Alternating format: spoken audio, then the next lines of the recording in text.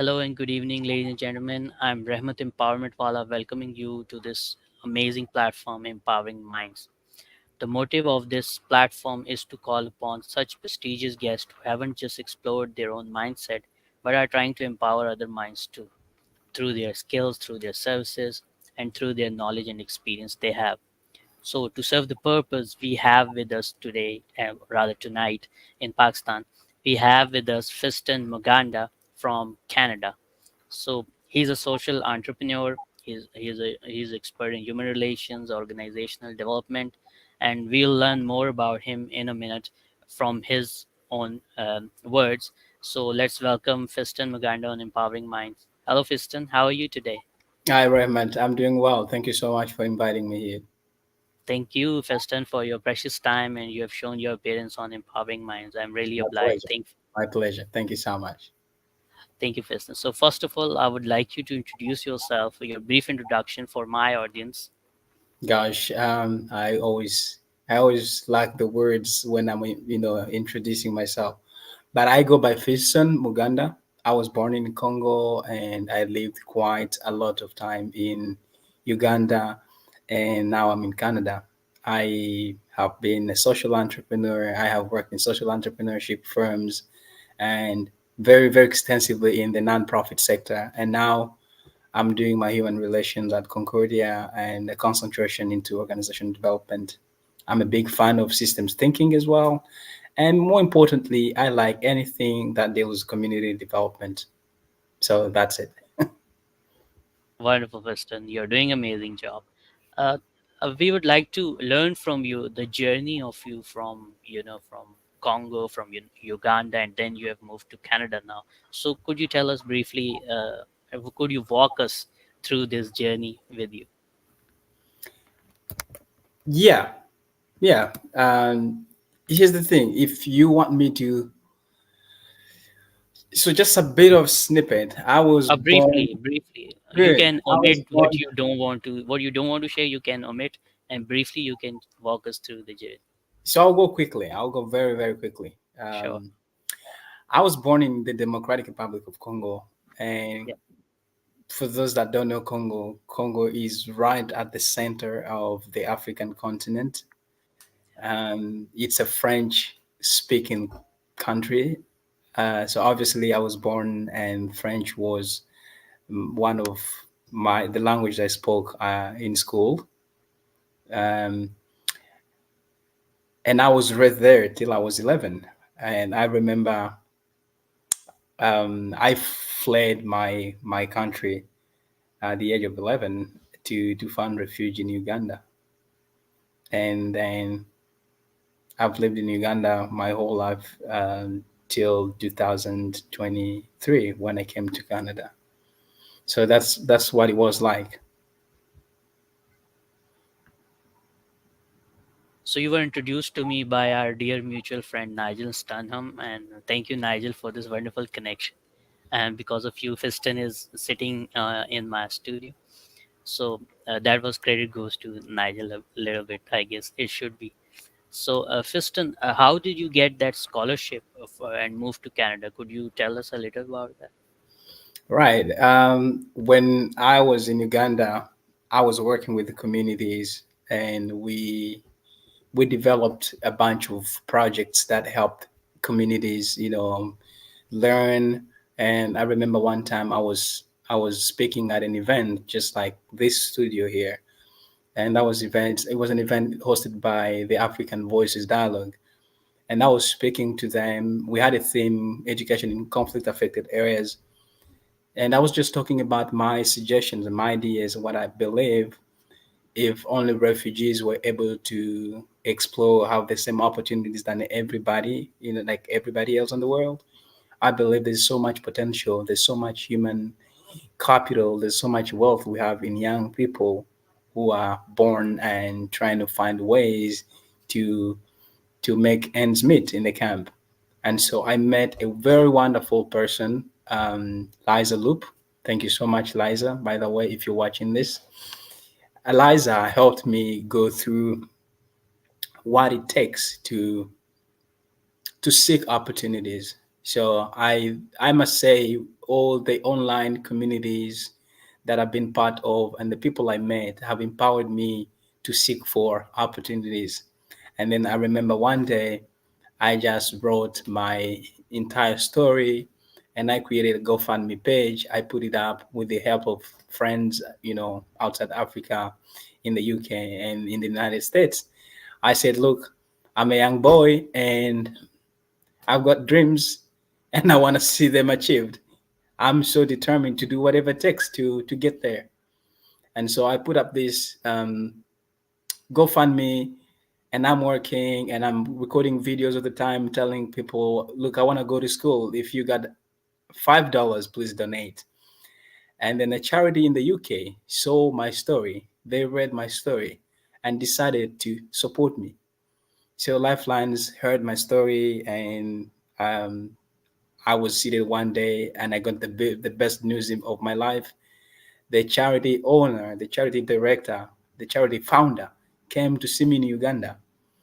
And then we spoke in person, and he says, look, I'm going to send that money that you need to go to school. I see how you're determined. I read your story, and I saw how you help others. So, yeah, I got help, and I came to Canada to study, and I've been here since then. So I must say it was really, really a journey of, it was full of, challenges, but it was worth it. It was worth it. And while I tap myself on the chest, but it underscores the essence of working in a community, helping others. It's only when you help others that people want to help you even more. Wonderful, Fiston. So you were the fewest lucky ones which got the chance and you cashed it. It's an honor. Yeah, it's a privilege. Thank you so much. Wonderful. And thank you, Eliza, for doing that. You are wonderful. You are amazing. So, Fiston, why do you think that there are so many crises in especially North African countries? What are they missing? What are they lacking? What do you think? Well, there is so much going on today. And if one wants to understand there's so much the myriad of crises in Africa, we need to tap into the complexity of these issues because they root far from a history. You know, there's so many factors that contribute to what is happening in Africa, like the crisis in Africa. I will speak historically. Colonialism and its legacies have left, a very deep-seated economic, political, and social challenges. So many African nations struggle basically with, governance issues. We also have, areas like corruption. We have areas like weak institutions. We have a political instability, and all this, they hinder um, the development and they exacerbate the crisis everywhere in Africa. And I'm not saying other places are not affected, but at least these are the few factors that I know Africa is really impeded by, and also we have there are other internal factors like ethnicity, you know, so that all that constitute the humanitarian crisis and displacement today in Congo. We have millions of people leaving the country. Yeah. Hope for the best, Fiston. We wish that these crises or these problems should be resolved, and they have get the government. They have choose the government Yeah, who thank you so much. think about the people and Yeah, think about to resolving the issues. I believe addressing these challenges requires, a multifactorial, approaches, which is not only governance, but also the sustainable development goals have to be very instilled and more supported in the country from the community level. And also, I really hope, conflict resolution will be one of the principles of communities and the whole nations.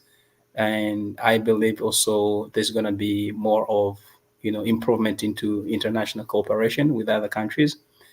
And yeah, that's it. I believe these are the key solutions towards a more stable country. Wonderful. Sir Rehan Allahwala has been saying that Congo is an amazing country where Bitcoin is now official currency. Yeah, yeah, that's it. Congo is a beautiful country. And by we I mean Congolese. We would do so much. We would do even better if we were not conflicted, if we were not in instability. Yeah, Okay, so we have been running an online academy. It's called Rehan School Online Academy, where we, teach our students how to learn, how to, we teach them the AI and the latest technologies, and we teach them how to learn. So, if you would interested, I would give you the website where you can find out the curriculum. Our founders Rehan Allahwala's letter there, where he showed all the his experience into that letter and how this curriculum is made. So if you would be interested, we would love to have you on our team, and you could lead the Canada chapter or Africa chapter for us if you would have time. that sounds like a noble task, very much, and I am more than happy to explore the avenues of the feasibility of this task. It's huge, and yeah, I'm more than happy to explore this further after our session. Thank you Wonderful. very yeah, I'll share the information later.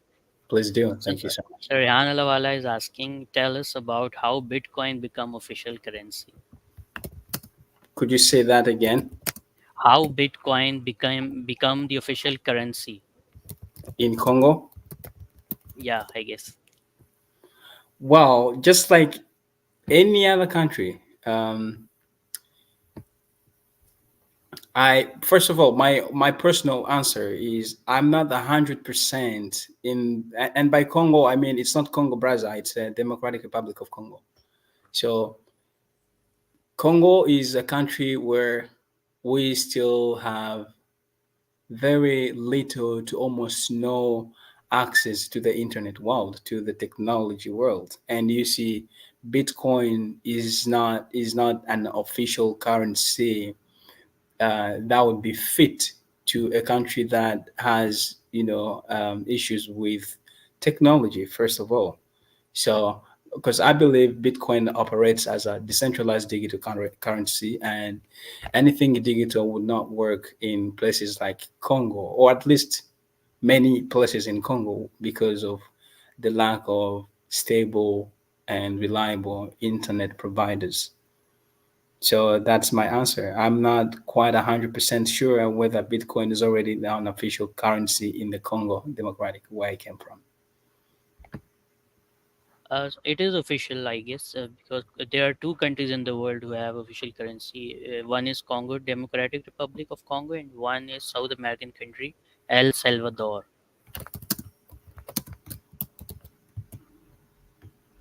Saryan is pretty much factual about his facts. I think the news, again, one of the factors that I would love to just point out on top of what I already said is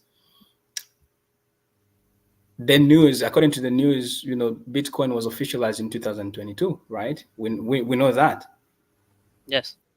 but it should be very important to note that the adoption of Bitcoin as a cryptocurrency still requires enough or more significant regulatory changes and governmental approval, which has not occurred yet in my country, so far as I can tell, or many other nations. You know, because cryptocurrency like a Bitcoin, is relatively new. And very and so it must face very very many challenges before they could potentially become official currencies in my country, because a lot of businesses are still uh, not accepting Bitcoin. So we still have trepidations. There's a huge number of people that doesn't know what Bitcoin is or how Bitcoin works. Like again, people who only have access to technology are the people who are aware of the Bitcoin. If you go and ask a 50 years old woman about Bitcoin, she has no idea what it means. Yeah, yeah. You said the government has allowed it, but the infrastructure is not there to, use the Correct. currency, right? Yes, yeah. As of 2022, if I'm not mistaken, the currency was officialized, and it still requires more of the government approval. And when I talk about the government, I'm not talking the presidency or the national government. I'm talking about the local government in a specific district, specific areas. Like I was born in the village that is far east in the eastern part of Congo. That's where I was born, and historically we never knew what a telephone was until 2000, the year 2000. And yet the capital, people in the urban city had already started using telephones.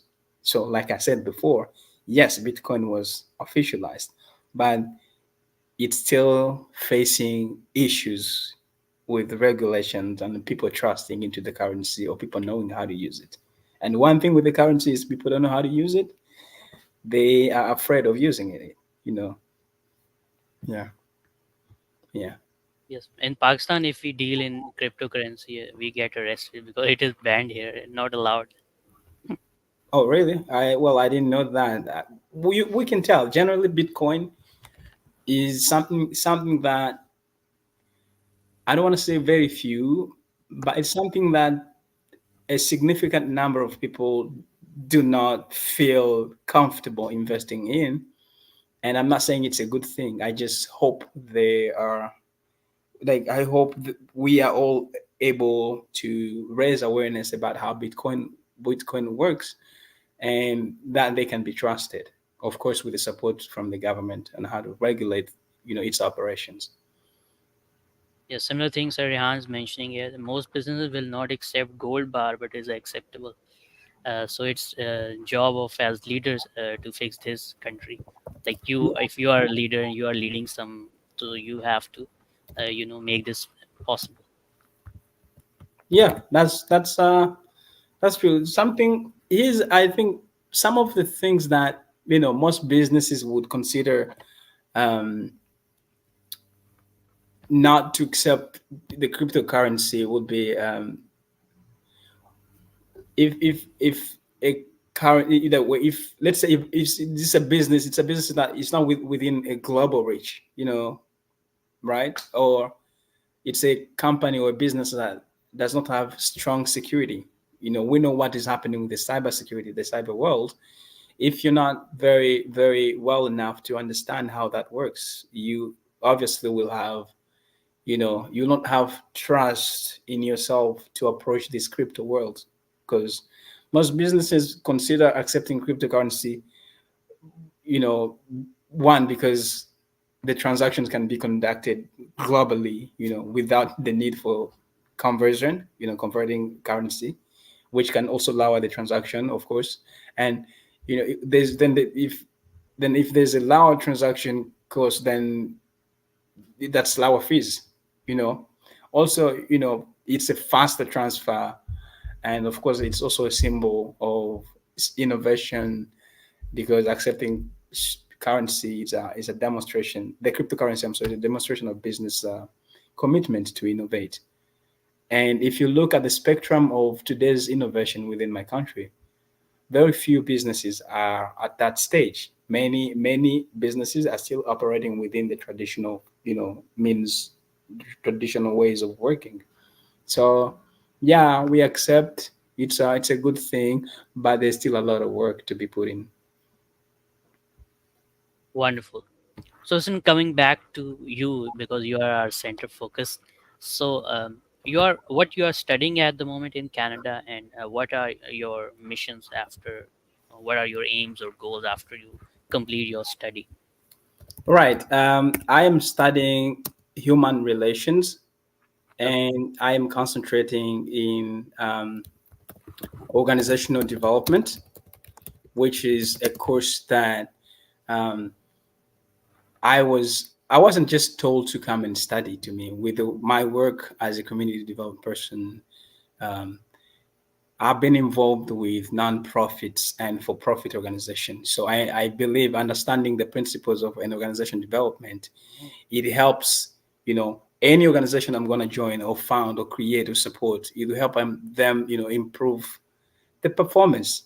If you look today at how things are being done in the organization, there's a lot of processes that you realize need to be optimized. For example, the adaptability of an organization's from a traditional way of working to the current way of working. With the proliferation of AI, we need more organization development officers who are going to help the organization adapt to the new models of work.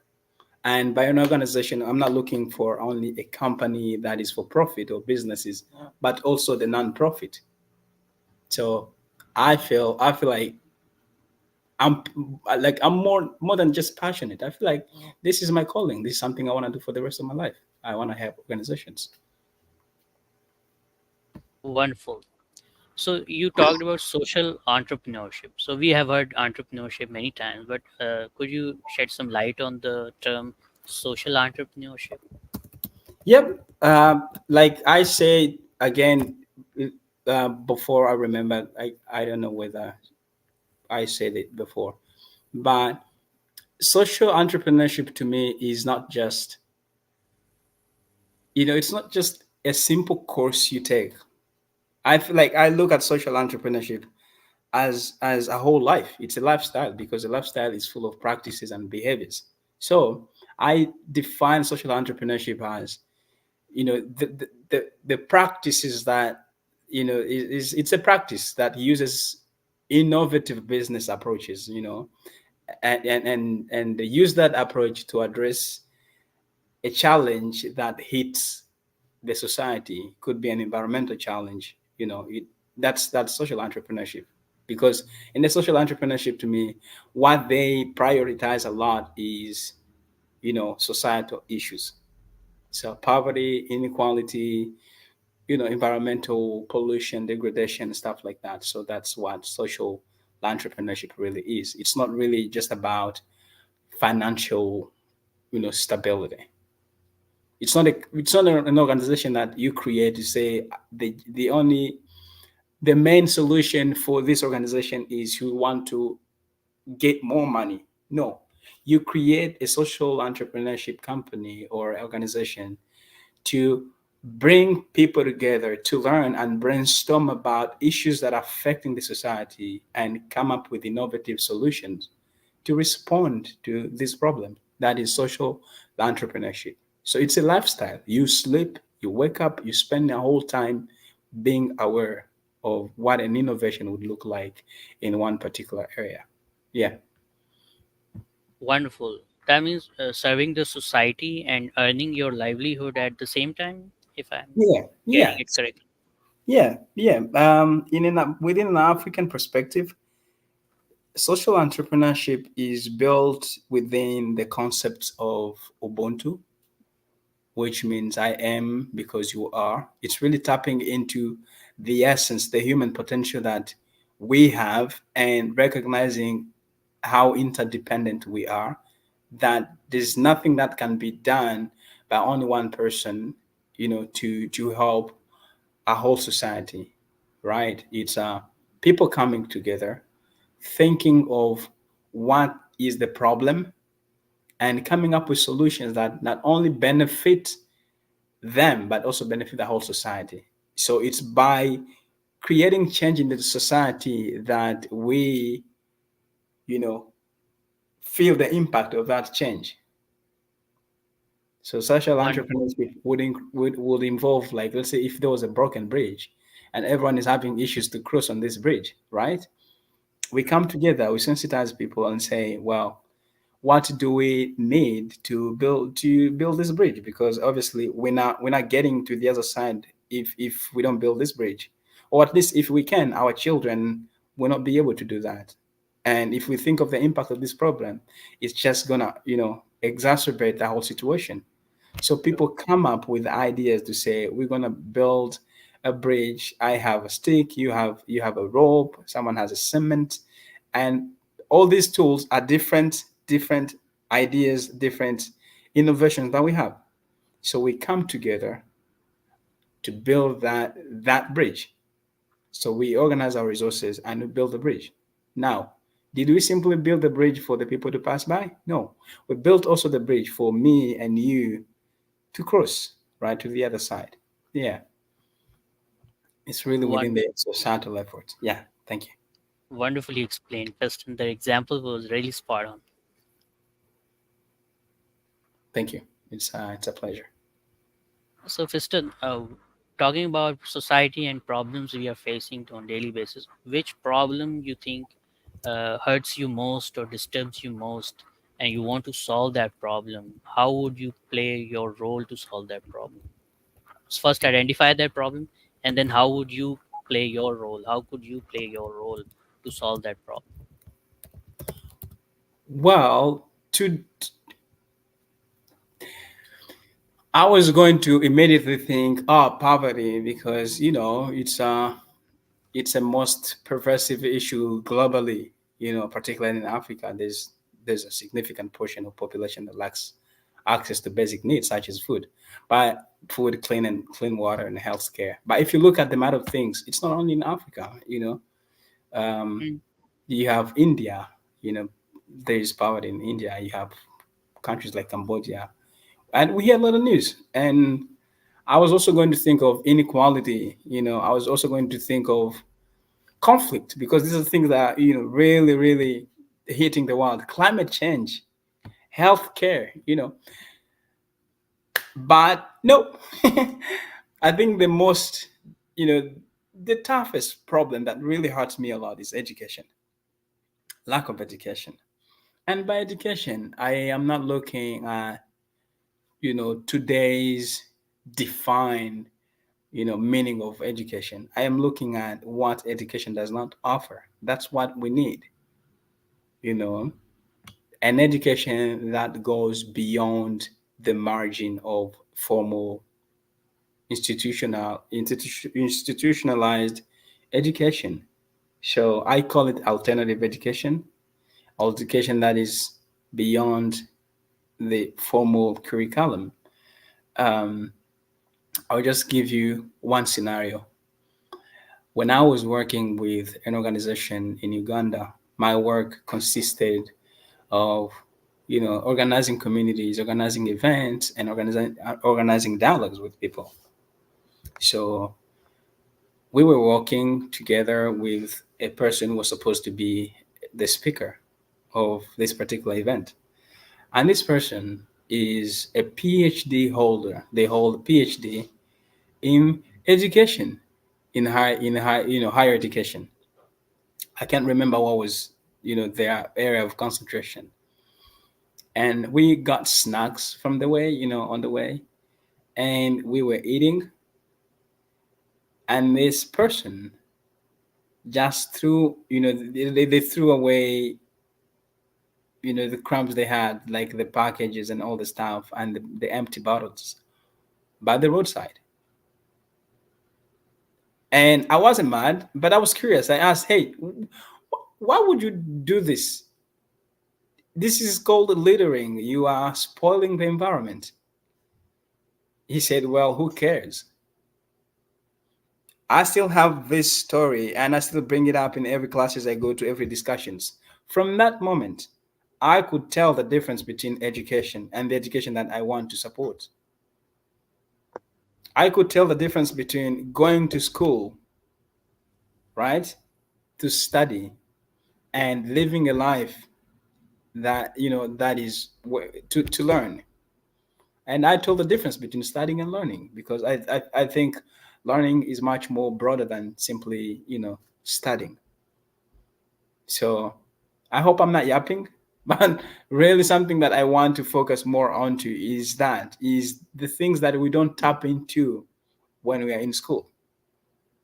Like our creativity, it's quite often not possible to tap into your own curiosity and be more creative when you are studying. Because when you're studying, these are already predisposed things that have been designed, that have been written to get you to some point.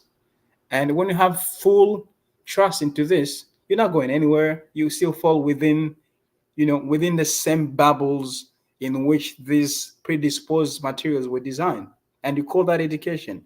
No, I am yearning for an education that goes beyond, you know, the 4 years of school or the 6 years in school. So yeah, so I'm working towards that. That's where I guess Rehan school system is really brilliant. We teach children how to be more curious, how to Mm. solve their own problems themselves. They do not need to have a teacher on their heads, on their shoulders to teach them or uh, hold their fingers and let them walk. So we teach them how to learn, and then we give them tasks, and they complete on their own. So that's how they learn. And as I've told you, I've give you the whole curriculum, and you'll see that how brilliant that system has been designed by Sir Rehan Allahwala from his uh, 37, 40 years experience of being in the business and being in the education sector. But Yeah. by education sector, I mean not the normal education sector, but in the it's a paradigm shift of education. What we call Rehan School. Well, today, the education that goes beyond the traditional education system is referred to as informal education or non-formal education, right? Because I think the reason why it's called non-formal or informal is because it encompasses the learning experiences that occur outside this, the structured academic settings, right?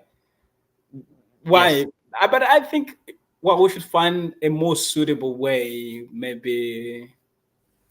I use the alternative education, but I believe that alternative education has a lot of connotations or different definitions. But this is a type of education that includes self-directed learning. They include experiential learning. They include community-based learning. They include mentorships, programs, and more. So these are things that to succeed or to propel within these settings, you need to be more curious. You need to be more willing to let yourself immerse into the unknown. So you tap into the areas that you don't know, and you let the other person step in, and the other person step in. So essentially, to me, it's a very lifelong journey. It's a lifelong um, learning. And it yes. is essential not only for personal and professional development, but also for the whole community, for the whole society. It's flexible, and this is something that we can all create.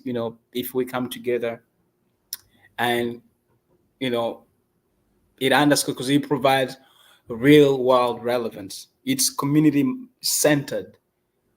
So you do this for this community. You are aware of the different dynamics of the community. You are aware of how diverse the community is. You are aware of the changing world. And much of today's education doesn't really care about that. They teach you 1 plus 1 equals 2. They teach you Voltaire or Socrates said this and that, and how do you think this applies? Well, real world relevance, they look at what is the issue, what do we need, and why are we doing this?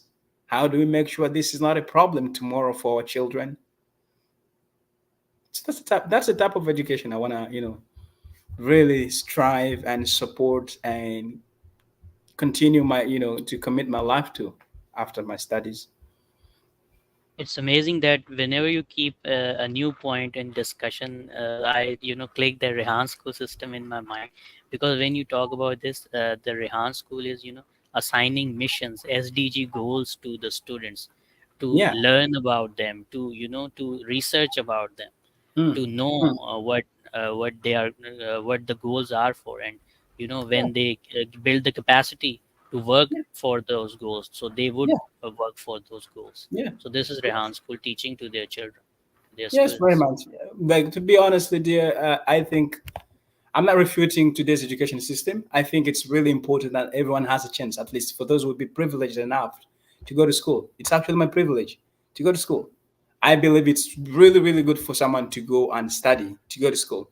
But I feel so worried when someone goes in school, however much you spend time in the university, and think that's it, you have done it.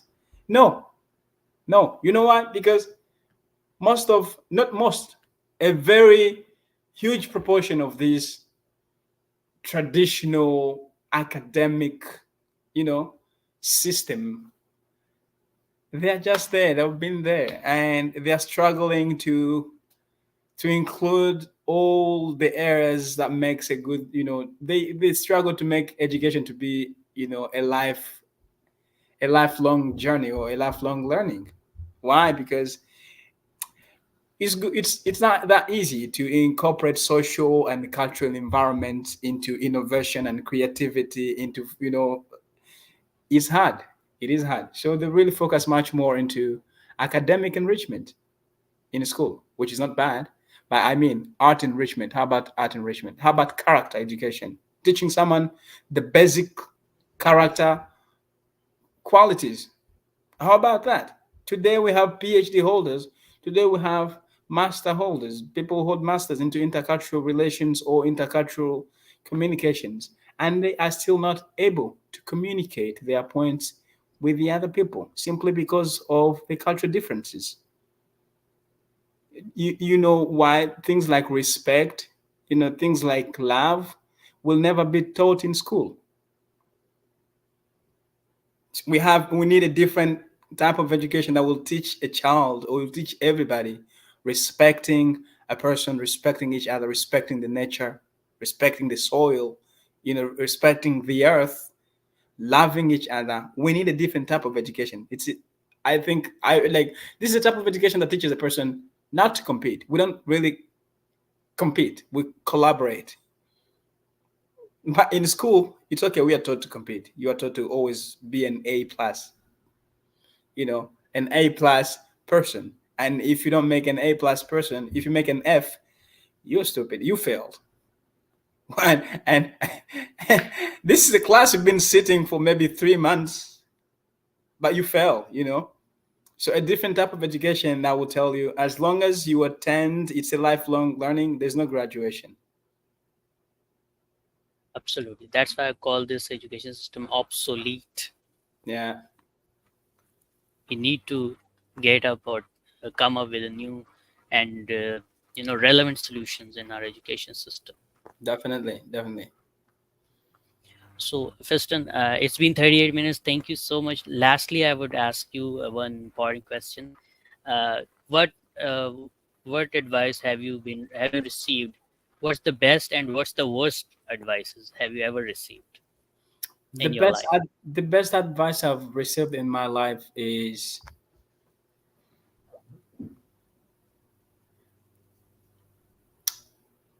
not everybody's gonna like you, and by like is no one, like you might you may like maybe no one may, like not everyone may not hate you, right? But not everyone likes you either, right? So, Wonderful. and I remember this is a friend, a very dear friend of mine, who said, "Look, when you are out there and say I'm doing this, and you have like 1,000 people clapping, saying, 'Yo, well done, well done,' you need to pay attention to that. Well done, because when it comes to the real things, seeing who you're gonna be working with, very few will not say, will not encourage you. Very few will just let you down. That was something I have learned and I practiced a lot, especially with this new culture where I'm living. And the worst, the worst advice I've ever had in my life is saying people are difficult. So You people know, are not difficult. like I don't think people are difficult. Only situations are difficult. People are not difficult. Really? Yeah, and this is not a mere conviction that I have, but this is a life that I have lived. You know, um, fetching from my personal history, my personal story as I grew up as a child, and up to now, I can see how much time I have changed. I can see how much time things have changed around me. You know, I can see how much time things actually change by the time you change the way you look at these things. So people are not difficult. Only situations are difficult, and you never know someone's situation until they really tell you the truth. True. That's Yeah, true. yeah. Thank you, Fiston, for these wonderful advices you have received, and through you, we have received these advices. So that's the aim of the asking this question. So we learn from our guest. And thank you so much, Fiston, for your precious time and the pearls of wisdom you have shared with us. Thank you so much for appearance on Empowering Minds. Thank you. Thank you so much, Raymond. It was really a pleasure meeting you, and I want to thank you for the wonderful and amazing job you're doing. Please keep doing so. Thank you so much. I really appreciate. And thank you, Nigel, for connecting us, and your connection made this possible. And of course, Rehan Allahwala, who's the power and fuel behind this empowering minds, who always encourage me. Thank you, sir. Thank you. I've always thanked you, and I couldn't thank you enough. Thank you so much. So, ladies and gentlemen, you were watching Fiston Muganda in Empowering Minds tonight. I hope you enjoyed this session and learned a lot from him, as I have. So, you are watching me on my YouTube, my Facebook, my LinkedIn, Rahmat Empowerment Wala. I'll see you next time with some new amazing guest. Keep doing amazing things. Till then, bye bye.